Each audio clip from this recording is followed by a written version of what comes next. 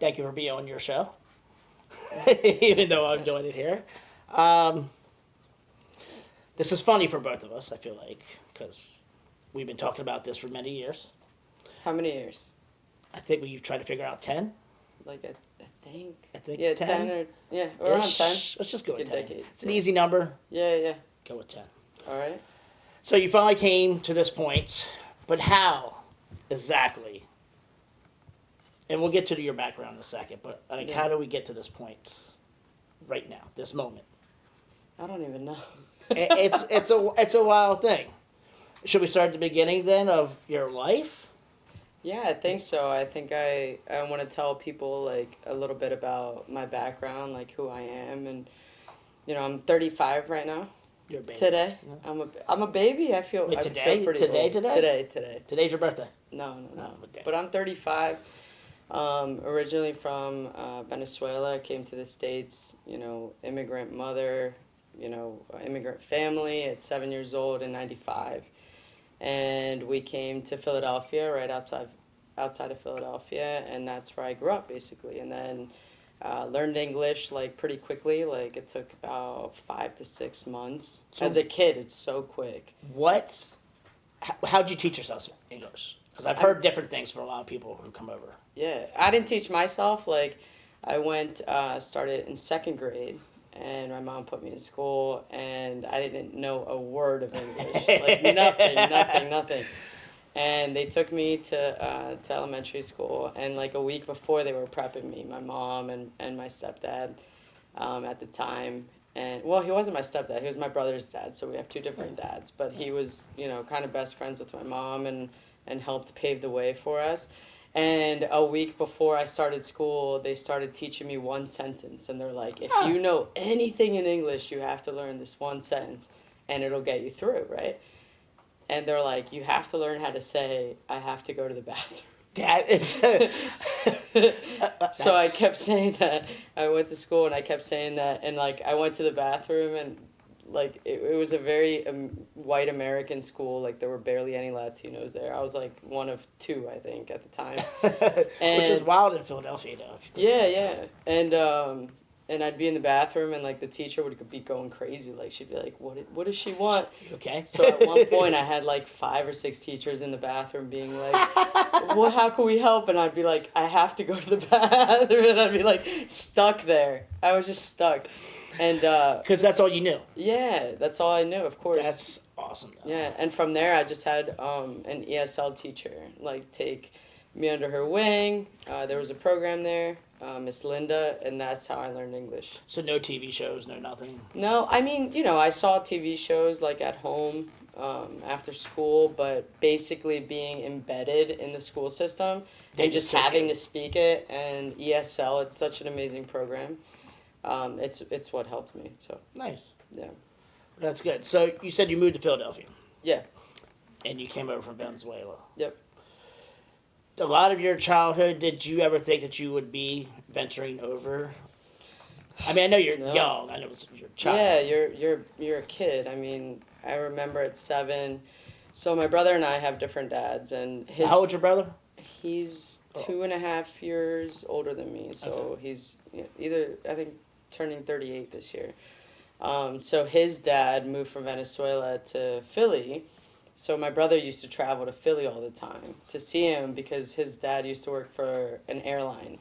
Which is awesome. Yeah, so back in the day, he used to fly for free, like first class, like leather jacket, Little like kid. Top Gun stuff. So he used to go to the States, visit his dad, and come back. And I remember, like, he'd come back with Apple Jacks every That's time. awesome. And that's how I knew United States is Apple Jacks.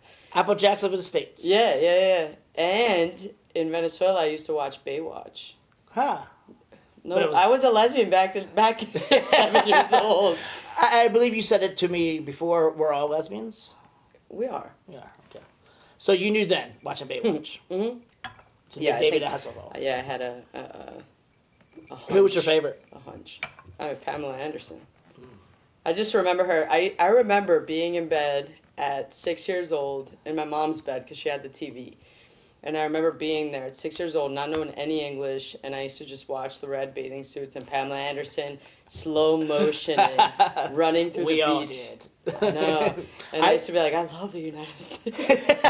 I mean, that's a great first impression is Pamela Anderson. Yeah. I mean, I remember being in high school when Baywatch came out, so it was like, you know, I mean, it's a campy show.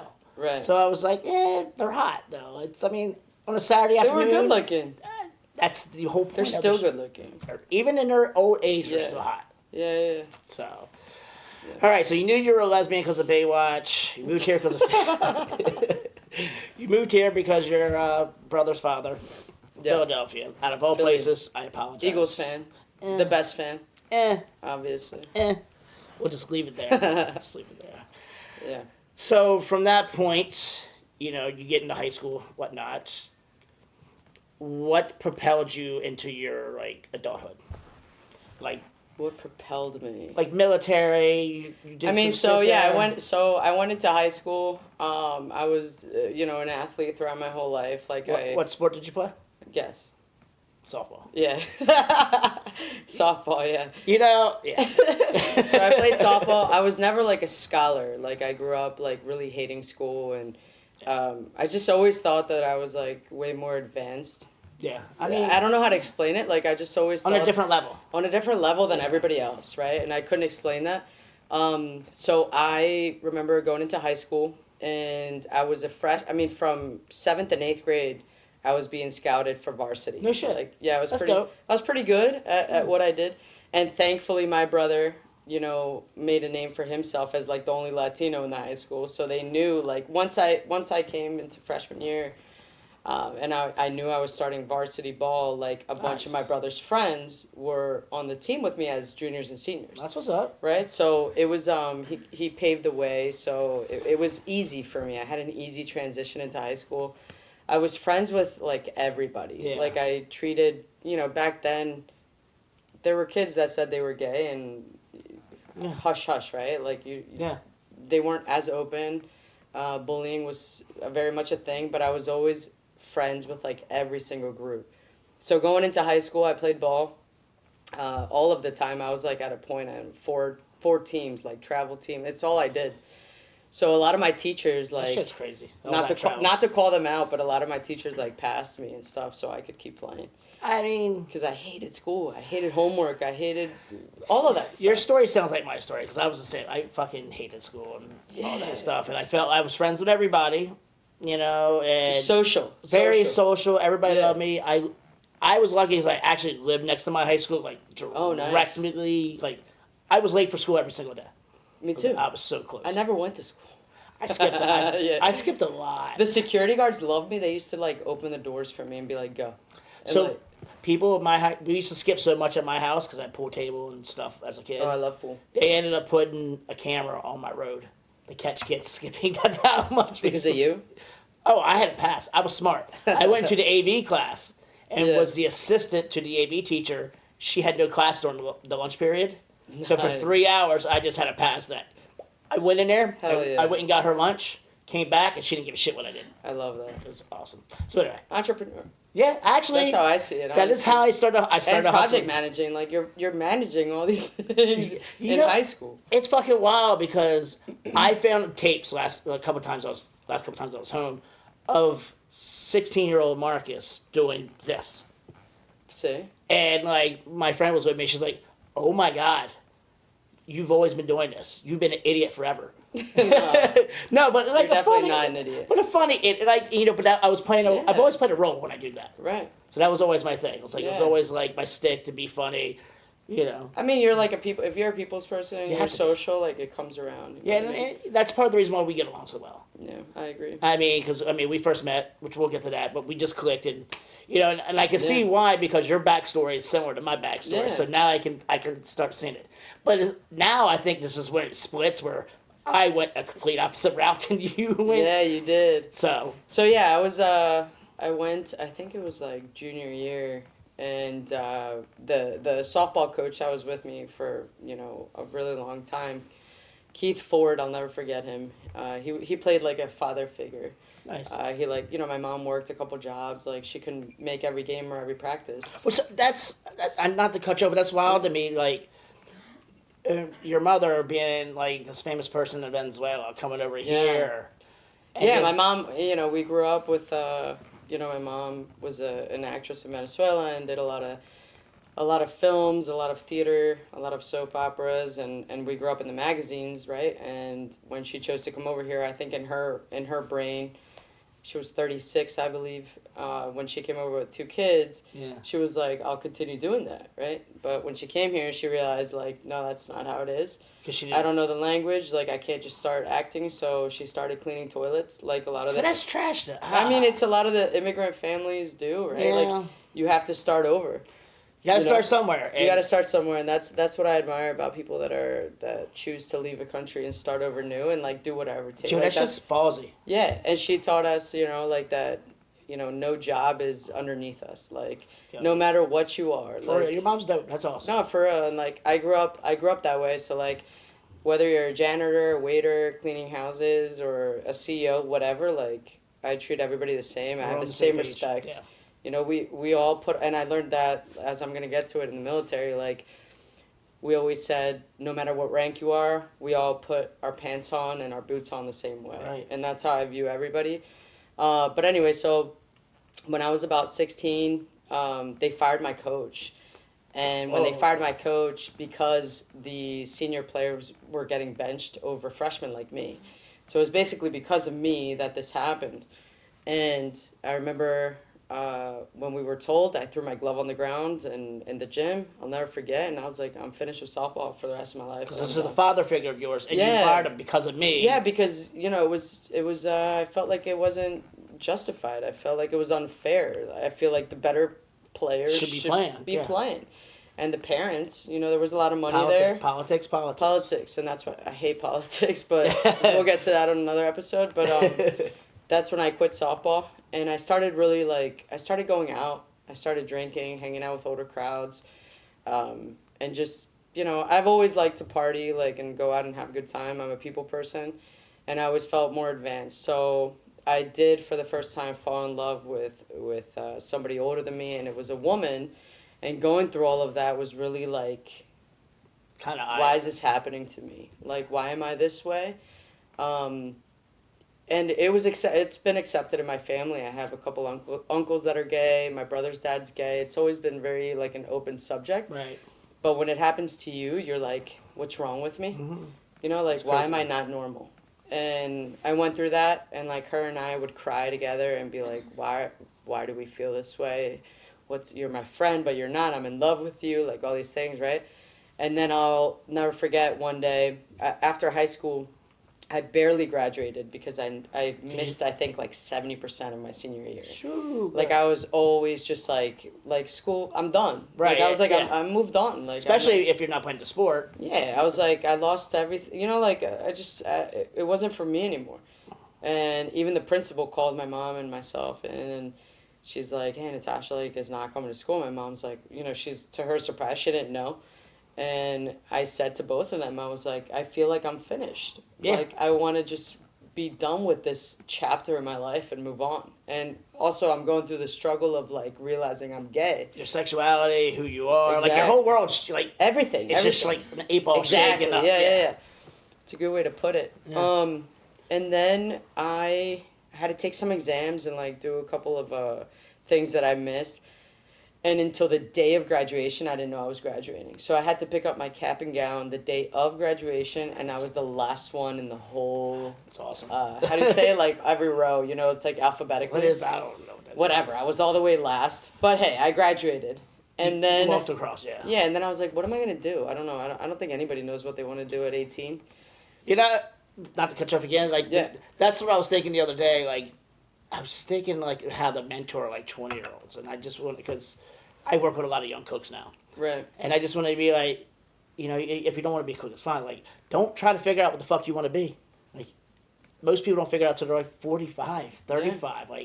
Just rock it. Do whatever you want to be happy. And then to be that age, I was thinking about how fucking lost I was. And here I am, a straight white male in the world that's built for me, and I was like, well, I don't fucking know. The world that was built for you. Yes, agreed. And I mean, I don't like it, but You know, I'm just saying, you know, Yeah. I know what my privilege was. Yeah. And even then, I was perplexed, like, what the fuck to do. I just think there's so much pressure into figuring out what you want to do. Like, a lot of people, you know, that's why a lot of people are doing things and they're miserable. Yeah. Right? So, like, I always say, like, you should do what you're good at, not what you're passionate at. And if you do what you're passionate at and you're successful, it's like you're one in a million. Right. I mean, I think it's incredible. But, so I tried community college. As we all And it do. was literally like 13th grade. So I why- saw like my whole high school there. Yeah, yeah. And I was like, this sucks. I was stoned through my whole, like, 13th grade. I was just like, Yeah. fuck am I here for? I went to like one semester, maybe two, I think. And I Yeah. was like, and I remembered there was a recruiter from the Air Force that used to come to my high school. And one of my brother's good friends, Brad, he joined the Air Force. So he's the only connection that I had with the Air Force. And I remember this recruiter that came in, and I kind of like, you know, I saw him, I went up and talked to him, got like some pens and stuff like that. And it always interested me since I talked to him, since I saw the uniform, and I was like, that's pretty cool, right? So what had happened was, What happened? my mom worked right next to the recruiter station. Be convenient. Yeah, so I used to drop her off at work because I didn't have my own car at the time, and I Right. used to take the car for the day. So what I did was, you know, I started researching a little bit, and I reached out to Brad, and he had already been to like, I think to Iraq at the time. So I was like, hey, how is it? What do you think? And his feedback was awesome, but I'll never forget. He's like, if you join, you have to be prepared to deploy. Right. And I was like, okay. So I was like, yeah, like, So what years were these? this was like 2007. Like early 2007, Goddamn, like you're young. January, February. Yeah, So we were still in war. I But, graduated in 06. Damn. Yeah. But yeah, so like we were fresh into war. Mm-hmm. You know, been in there probably about 4 years at that point, 5 Yep. years. Yep, like So 4 years. But we were there, what, 15 years? So you were still in the And beginning. we were there, yeah, until like yesterday. We're still there. Yeah. So I talked to him and I liked what I heard and I liked his feedback and I didn't even think about it. But at the same time, the woman I was in love with, and you know, your first love is your first love. Your first love God. is like you die for that person. Like you don't think about anything else. Can you say the name? Yeah, I think everybody knows. She'll listen to this. Laura. Hi, Laura. Laura was her name. And so she, you know, something happened where she had to move away drastically to Florida. And from one day to the next, Jesus. yeah, from one day to the next, basically her family told me that, you know, she moved and I was just left completely. She didn't even tell you? She couldn't at the time. But I was completely heartbroken and shattered, and I thought my world just ended, and I couldn't be around the same people, the same place. Everything Right? reminded me of her. My God, yeah, you're right. Everything reminded me of her, and I was so young, and I was like, I got to get out of here. My first heartbreak sucks. Yeah. So, and it was a woman, right? It was so deep. It was so. Because So it's like deep. at the time it's probably like a secret because you weren't really. So we kept it a secret, yeah, for So- 2 years. So that's like a dark, deep secret. We used to like go on dates with men and bring men around just to hide it, and then we'd like meet up and cry. Like it was just, That's it was alright. terrible. So she moved away. I found out. I was completely heartbroken, and then I dropped my mom off one day, and I was like, "Fuck it." Yeah. And I went to the recruiter station, and you walk in, and like they have like the Army set up, the Marines set up, the Navy set up, and then the Air Force all the way in the back. And everybody tried getting me like, hey, come to our office, come to our office. And I was like, no, I want to go straight to the Air Force. Right. And I went straight to the back, and Sergeant Dracob, he was my recruiter, and I went straight up to him, and I was like, hey, like, you've been to my high school, and I talked to him about who I knew, and he's like, yeah.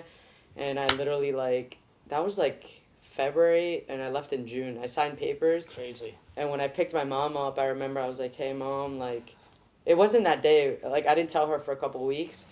And then one day I picked her up and I was like, hey, Mom, like, I joined the Air Force and I signed the papers. And for me, it was really hard because she was a single mom and I didn't want to leave her. Right. Like, I felt like the obligation of being there for her, you know? But I wanted to choose myself first and be like, I got to do something to be able to help her and, like, provide. And because it's not cutting it. Like, community college is not going to do it. Oh, right. Yeah. Right? So I signed the papers and it was really, really, really tough. For her, for me, because we lived together. It was just us two. My brother was out, in school and That's everything. crazy. And then in June I left, and that was super super tough. And I went to boot camp, Where was your boot camp? Lackland in Texas, Lackland Air Force Base. Yeah. That's a shock for Philadelphia. yeah. God damn. Yeah, it was tough. And yeah, I mean, she fully supported me, and I think afterwards, like when I started showing her, I got stationed in New Mexico, which I didn't even know where it was, honestly. Yeah. Like when they told me, I was like, Mexico, what? And New Mexico, Cool. and there. yeah, she supported me, and then from that moment, I was able to like start helping out, and I was independent at 19. I mean, I turned 19 in March, and then I left in June. So, yeah, from 19, I've just been independent and stuff. So. Now for New That's Mexico, where else did you like travel to? Like what was your what places did you hit and what was your favorite? Like travel or for work? For Like for the air station. So stationed, I was at Kirtland in New Mexico. From there, I went to Afghanistan. From there to South Korea. South Korea here to Andrews, I Maryland. used to live right down the street from Yeah, Andrews. and that's where I got out. I didn't move around as much as other people have. I was at my first base for like almost 5 years. So, Oh wow. yeah, so in New Mexico was wonderful because I was like 19 to like 23, something like that, and I went. I mean, everywhere, like Arizona, Colorado, Las Vegas, 'cause everything's, like, right there. California. Like, we used to hit everything on the weekends. Like, we used to be in uniform and be like, let's go to Vegas and not even go home and pack. We just drive and Wow. buy clothes, and It's crazy. yeah, we had a good time. Yeah, I used to live in North Carolina, so I know nice. Fayetteville. Yeah, So yeah. I knew a lot of people from the 82nd Airborne. So Fayetteville's from True Blood? No, that's Louisiana. No, what's the... True Blood's no, it's it. Fayetteville. True Blood is outside New Orleans. Lafayette. That was Lafayette. Oh, wait, Yeah. wasn't there a character named Lafayette? No, I don't know. Yeah. Yeah. Yeah, it was the gay black dude. Or Yeah, I don't. Yeah, he was my favorite character. Yeah, He was- it was good. It was good. I like that show. I actually enjoyed that show, but like every show after season 5, it goes to shit. Yeah, Like I don't know why they do it. I Just know. stop at season 5. Like everything sucks after season 5. our show's gonna get better after season 5. I mean, No, it's just gonna keep going. But we're also not like a fiction. Like this is a true story. So I it's mean, true though. It just loses its like oomph. Yeah, I mean, It's thing. like I'm so burnt from Game of Thrones because it took me. I never watched it. So I was like you. I never wanted to watch it, and then Yeah. when I hit my head, I had all this free time, so I was like, well, fuck it, I might as well start watching it. And they fucked it up so bad after. So the book ran out after season 5. Oh really? So the dudes were just making up shit as they went, and they just fuck it. So Bunch of now, like shit. any new anything those guys touch or any Game of Thrones shit, I'm like, boycotting Right. this. I'm not doing it. I'll have to check it out. It's not bad. It's a lot of killing, a lot of fucking Really? death. Yeah. I've never seen that. Lord of the Rings, Harry Potter, like none of that stuff. Harry Potter, Lord of the Rings, neither have I. See, I've this only is- seen this Twilight is- and I loved it. I've seen Twilight. I had I girlfriend. wanted to that be a vampire for like a year. I mean, I was like, I could totally. I be think I a dated a vampire one time. I was like, I could totally be a vampire. Yeah.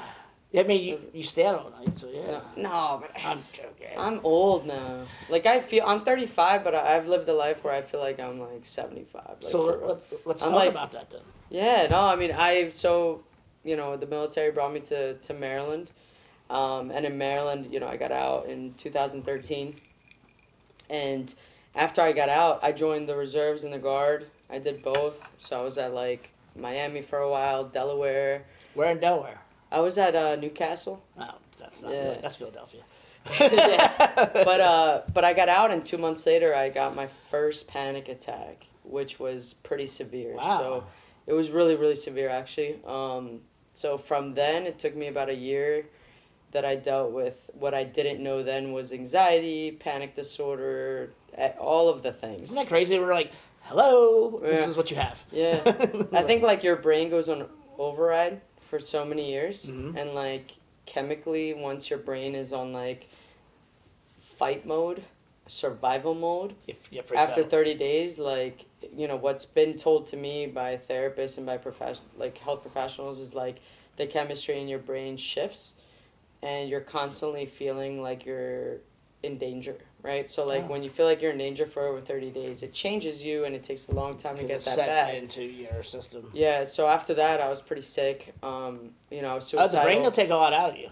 Yeah, I got to a point where I was suicidal at one point where like I couldn't eat, I couldn't go to a restaurant, I couldn't go out, I couldn't work out, I couldn't do anything.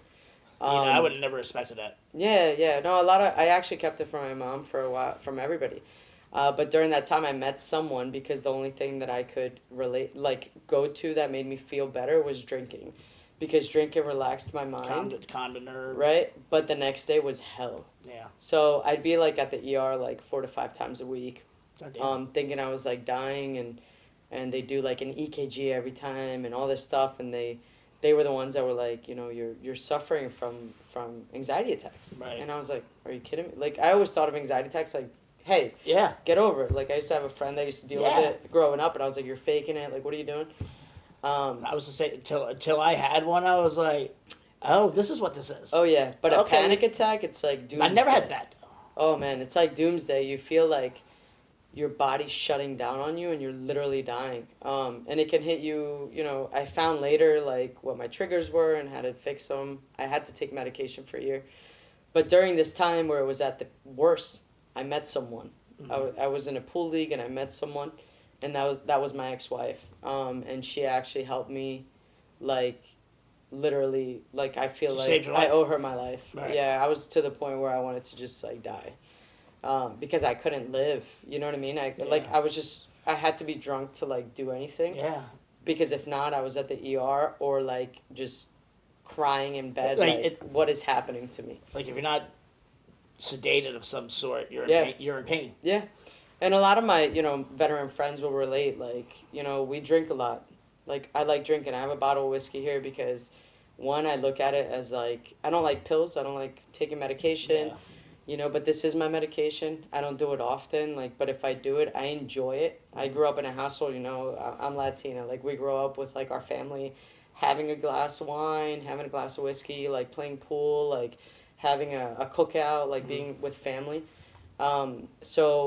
But I like it, and it helps me relax my mind because my mind has been through so much and my brain has been through so much that it relaxes me, you know? It's not who I am, but I enjoy it. It slows things down for you. It slows things down. And we all know that. I mean, Yeah. we all need that. Yeah. Know that. Like we need it because I mean the world's going fast paced. Yeah. And sometimes, especially with social media and everything now, like sometimes you just need to be like, fucking time out. Like I need a break, man. Like Yeah. tap me out. Yeah, it's true. We all need that. So all right. So now we're up to the military. You're out. You're here in DC. Now we know that's why you're here. Talked a little bit about your mental health Yeah. and everything like that. So I guess we're almost about the time frame where you and I met. Yeah. Or we're right around that time frame. Well, yeah, around that time, like, I didn't know anybody here. So I Googled, like, lesbian bars in DC, Which like, so there's, I could like, meet 3. people. Yeah. And there was one at the time, Phase 1. God, I actually love Phase Yeah, 1. Phase yeah, 1 yeah. is fun. So Phase 1 was, like, the oldest lesbian bar in the country. Yeah. Closed down, but that's where I met my ex-wife. That's where I played pool, where I met, like, some of my great friendships today, still till today. So, you know, that place meant a lot for me. I went there alone, and I met one of my greatest friends today that, like, came up to me and was like, hey, are you here alone? And, you know, it just hit it off. Once that place closed, like, everybody felt lost. Yeah, I had a lot You know? I had a couple of friends who went. They were just like, Yeah, they're like, a friend of my like, where do bartender. we go? A friend of Like, my bartender, Jasmine. She bartended there. Yeah, I remember Jasmine. And she was just like, I don't know, dude. Yeah, nobody knew where to go. Like, there was nothing else. So I was like, you know, I want to create a space that's like this, but with, like, you know, my kind of style. Right. Like, so that's when I was like, I'm going to be a promoter and start, like, a party and see if anyone shows up. And that's when I started my first party. I think it was, like, August 2016 at Maquetto on 8th Street Northeast. Shout out to And- Maquetto and Eric. That party had, like, over, like, 100 girls. That's like, awesome. That's a great location. Just, it was incredible. It was incredible. And, you know, from there, like, from Maquetto, I went to, like, a couple places on 8th Street Northeast because I lived there and I Yeah. wanted to keep it Northeast. And then I found a place called Vendetta Yay. to have the party. It was once a month, and that's where I met you. Yeah. And So, It was a fun thing. It was a great party. I would actually come upstairs, watch, and hang out because everybody was having fun. You were the chef. I was I was the chef there. Just be told. So I did the Yeah. food and everything like that, and that's how I would have to communicate with you Yeah. and talk about what would you like, what would you want to see here. Yeah, like the menu and all that stuff. So, but those parties were fun, and you could tell people were having a good time. It was always packed. It was awesome. I don't think you ever had a slow night. No, it was. I mean, that was, I was in my 20s. I was very much like going out all of the time, and there was nothing else like it. Honestly, There really wasn't. Until like other promoters started doing the same thing, and then we all kind of like joined together for like a Halloween party or like a New Year's Eve party. But my party was, I mean, it was lit. Yeah. It was lit. Now, is a lot of those people still doing parties, or is it No, just... none of them actually. No, it's all new. It's like, I think I started back up. Like I left it during COVID. For a couple years, and then I just started to back up in August. But none of the same promoters are doing the parties. They all stopped. Yeah, that's. Yeah. I mean, It's hard. It's hard. That's a hard business to be in. I mean, I've been in Yeah. the restaurant business for almost 30 years now. I think about it, Yeah. but it's a tough business, and I've run bars before, and I run nightclubs before, so it's like, you can have the perfect space, the perfect DJ, and still nobody will show up. Yeah. And it breaks your heart. But you know what the difference is? Is like it's hard to bring women out. Like women don't go out as much as men. They don't spend as much as men. Because men are looking for the women or the other men. Exactly. And like women are like, you meet somebody, like you like watch Netflix or something, you stay home, like you cook. You don't go out as Right. much. And that's why lesbian bars fail. And it sucks. And that's why I want to like create more spaces and be like we don't have anywhere. Well, you got to start somewhere, and it's like that whole Yeah. if you build it, they come type thing. Yeah. And you got to create the culture, Yeah. build the culture. But it's hard. Yeah, I mean and there's a lot of lesbians in this community here, so it's I know. like But I'm 35. I'm not with like the 22-year-olds anymore, so it's a different market. My friends are in their 30s and 40s, and right, so it's just and most of them don't want to go out. right. They want to stay home on a Sunday. They want to travel. They have families. They want to do a bunch of things. So it's just it's Brunch. it's more of a challenge now. Like I started a Sunday brunch in Arlington, and like Where's the Sunday brunch at? Darna Lounge in Arlington. Yeah, but like trying to get people to come out, it's a struggle. It's not the same as it was 5 years ago, 6 years ago. People used to come out like that. Like, you used to be like, yo, I'm having this party. Like, come out, meet me. And people used to be there in 30 seconds. They'd be like, yo, I'm there right now. I don't have any plans. But now it's like, I have work. I have my spouse. I have my kids. I have my parents. I have, responsibilities that are, we view life different now than we did in our 20s. And it's just life. So. I mean, I always said your 30s, when anybody would ask me about when I would hit the 30s, I'm like, Yeah. the 30s are better than my 20s because it's all the same shit. I'm just smarter. And have more money. Yeah, I have more money. More and I'm flexibility, more Yeah. freedom, yeah. Like, I don't have to go out. Like, you lose that But need back back. then, you're like, I don't care about anything. Right, I'll yeah. go out all the time. I'm going. Because you always thought you were going to miss something. And it gets worse, like your 40s, your 50s, your 60s. I mean, I have some people coming out in their 60s, and that makes me so happy. That is awesome. That at least there's a place, I've had people meet and get married and have kids from my event. Like, That's awesome. Oh, yeah. Like just Are you invited? seeing. Am I what? Are you invited? No, to that happened a long time ago. Yeah, I was invited. But just making a connection. Right. Just seeing people make connections. I've had so many people come alone that, like, have nowhere to go. So just awesome. things like that just make my heart happy. So And that's a good reason for you to throw these parties. yeah, and I'm gonna continue to do it until I physically can't anymore. Or, I'm building a team right now, so I don't have to be there all of the time because it's nearly impossible, right? But having people that like support the cause and believe in it and believe that we deserve a space Right on. and stuff like that is what's making it happen. So Well, that's good. I mean, knowing where I grew up, like, I love seeing everybody come together. yeah. So, like, I love seeing, the gay bars, the lesbian bars, the straight bars, and, like, being able to go to a lesbian bar at all. Yeah. Like, even a few years ago, there was, one left? Yeah. And now I think we got two. Yeah. So, numbers are Yeah, going we back have up. two now. So, numbers are going back up. And see, what I think your party's could create is someone who comes to that party and says, I want to do this all the time. I want to do Exactly. this every night. And I have people that come all the time, and they're like, I love it, you know. But maybe you inspired the next wave of lesbian clubs For sure. or restaurants or bars. I hope so. Yeah, I hope so too, because that's what we need, more culture. Yeah. So you're gonna keep doing this. You're gonna keep helping everybody else out, For sure. and helping yourself as well. Because Yeah. when you're doing good for other people, it makes you feel good about yourself. Yeah. I think that's part of the reason why you and I have always connected, because we always wanted to see each other succeed in a sense, And other people. Yeah. exactly, yeah, and just build on these things. So I'm gonna turn this around to your podcast, Yeah. like taking everything that I know of you and everything that I just learned about you. Yeah. What can you take from that experience of your whole life, now your 20s and your 30s, and like what can you give to the podcast? Gosh. So, the podcast, I never thought I'd do a podcast in my life. Good Lord, I know this. Like, ever. Because you pitched it to me, 10 years ago. I've been and I was trying like, for no, 10 I'm years. good, I'm good. But, I don't like to be, in the center of things. I love production, and I love to be behind the scenes, right? And in my parties, I'm the same way. I don't like to be on the mic. I don't like to be in the front. You always just stand in the back. Yeah, I like to, stand behind and see everything that I've created come Right. to fruition, and, see people have a good time That's and be awesome. happy. Yeah. That's what makes me Keep going. not satisfied but fulfilled. Right, yeah. It makes me feel that way. I'm terrified of the microphone and all of that. So when the Netflix show came out, I was dreading it.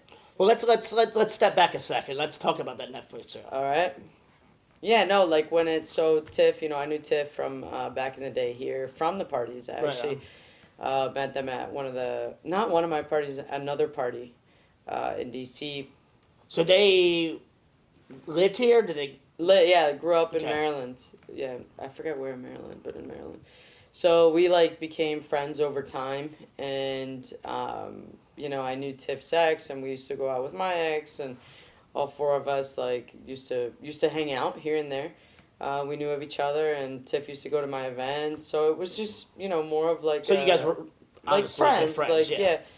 not best friends, but not Good we friends. knew of each other, Yeah. and we hung out, and we've been on trips, and if you go on trips with somebody. yeah, you're we friends. became semi close at some points, but Tiff went through a hard breakup and decided to move to Cali, and I fully supported it. I was like, go have a good time, go create a life there. I admire people that move from one place to another, It's hard. without a job, without anything, and just start over. It's Yeah. incredible. It's admirable. So one day Tiff called me, and they were like, hey, I got casted for a show. And I was like, what show? And I'm a reality show nerd. That's where my brain decompresses. It's the same thing with drinking. You want to step from out. my full-time job. Yeah, I just Yeah. watch trash TV, and I feel I feel good. So I was like, what show? And Tiff was like, the Ultimatum. It's a queer edition. And I was like, that's gonna be big. Did you see the wow. the original one or? Oh my God, I watch every show. I watch Love is Blind, The Bachelor, huge Bachelor fan, all this stuff, for years and years and years. So you're sappy into that. Yeah, whole- but I was like, wait, what? I was like, and I didn't believe it at first. I'm like, yeah, they can call me, the producer can call me. So you had no idea what you were stepping into. Hell no. No. I was like, yeah. I'll show up. I'll do a little. Sure! I'll do a little I'll film a little bit, and then I'm done. Mm-hmm. So they called me. How'd that go for you? We're here right now because of it. So they called me. I went out twice, filmed, and it's what you saw on the show. And from the show, it obviously resonated with a lot of people. I guess what I said and how I was, which was surprisingly so not You were funny as fuck. Yeah, I was just being me, and I felt so just pleasantly surprised, right? I always think that people are so shitty, because people are. We can be so shitty. Yeah. That's why I love dogs and animals, So when all of that came out, I was just like, oh my gosh, so many people were saying so many positive and nice Great things that it about was you. crazy. Yeah, so that's It's gonna be so overwhelming to go from Yeah. besides the numbers that we will talk about, but just all the nice shit being said about you. It's gotta be It was fucking crazy. wild, like was crazy. mind blowing. And I was in Europe with my family, and at the time, I mean, we went to bed like not thinking anything of it, and I had mentioned it to my mom, and the next day it was crazy. I think I woke up to like 7,000 some messages. So From okay. women all over the world. Yes! It was crazy. So, all right, I want you to walk me through this. So you went to bed. You're like, yeah, fuck it, nothing's gonna happen. I'm just, Yeah. I'm only on the show for like 5 minutes. Yeah. You wake up. Like, what's the first thing to like? Oh, I got messages. Like, what? Like, I think walk me through this process. I think it was my mom at the time. Like, I think we were doing something, or like we went to breakfast. So you were like, just No, yeah, like I wasn't even paying attention. Like, and I think my mom was like, Natasha, like, look at your phone. Like, and that's how I was like, what? And I just started, and I mean, the whole trip turned into, everyone's phones and just seeing like what was happening. And I felt like kind of guilty because I was like, taken away from like my family's But this was your mom. vacation, and so I felt like a lot of guilt during that trip because of it, because I felt like I couldn't fully enjoy it because I was worried about them and not being fully invested in what was happening. So I like put it off a little bit, but it was crazy. It was crazy. It changed my life, for a moment, forever, I don't know. But that's what brought me to want to do the podcast, and it brought me a platform that, I want to like be able to highlight people in the community that like make an impact and have a story. I think everybody has a story, and I think that it's a beautiful thing, and these stories need to be told. Yeah. And whether one person listens to this or a million, like, it's gonna impact one person, and that's what I want to do. So I'm excited. You should be. Yeah. I'm excited myself. Like I said, I've been waiting 10 years. Yeah. So like, yeah, I didn't care how the hell we got here. I'm just happy we got here. We're gonna keep going.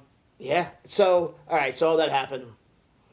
It gives you inspiration to do this podcast. Yeah. You said I don't care if one person or a million people. So like,